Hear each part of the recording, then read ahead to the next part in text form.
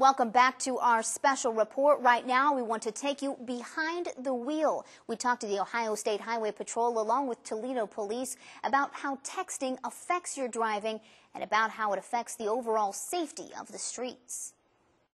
We're all guilty of it, getting distracted behind the wheel, whether it's changing the station, fumbling with the GPS, or picking up our cell phones to send off one quick text. The message Lieutenant John Altman with the Ohio State Highway Patrol is trying to send out is that texting while driving can be just as dangerous as drinking and driving. I've arrested plenty of impaired drivers over my career, hundreds, that when I've stopped people that, boy, this guy really does not seem like something doesn't seem right. I bet you this guy's impaired. And I make a stop and I go up and the person's distracted, whether it was they were on the phone or they were doing some sort of behavior other than, just paying attention. I've seen it. The National Safety Council estimates that 28% of crashes are caused by some type of cell phone use. We thought we'd put the driving distracted via texting theory to the test. The first time I failed after running over a cone. The second time I barely passed after nearly knocking one over. Research done by the Federal Motor Carrier Safety Administration shows that drivers who send and receive text messages take their eyes off the road for an average of 4.6 seconds. And at 55 miles per hour, that's enough to travel the length of an entire football field.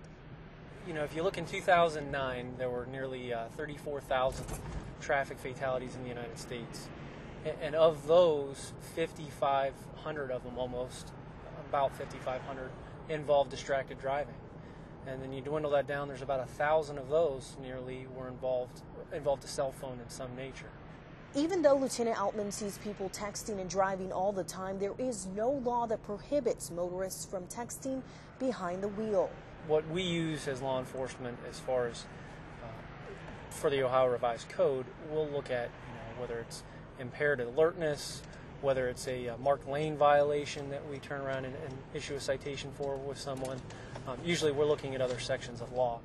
But in the city of Toledo, that's not the case. The ordinance that was passed in Toledo was intended to prohibit that activity which requires someone to push buttons on a telephone while they're driving. That could take the form of sending a text message, receiving a text message by hitting certain buttons, or dialing the telephone. That is really the conduct that we're trying to prohibit, because that is what requires you to divert your attention from the road to that phone to ensure that you're hitting the right buttons. Many times I have pulled up next to individuals who've been all over the road only to find out that they're texting while they're driving, and they're not doing a very good job staying in their marked lanes. And this is undoubtedly going to cause accidents. We've seen firsthand how texting and driving changes lives, if not taking them altogether. We can be smart and we can do the right things and act responsibly and use common sense and save people's lives. Well, why wouldn't you want to? Sending a clear message. If it's important enough to send, it's important enough to wait. We can continue to talk all day about texting and driving, but none of this will really make a difference unless we can give you the tools to help you quit. Our action plan is next.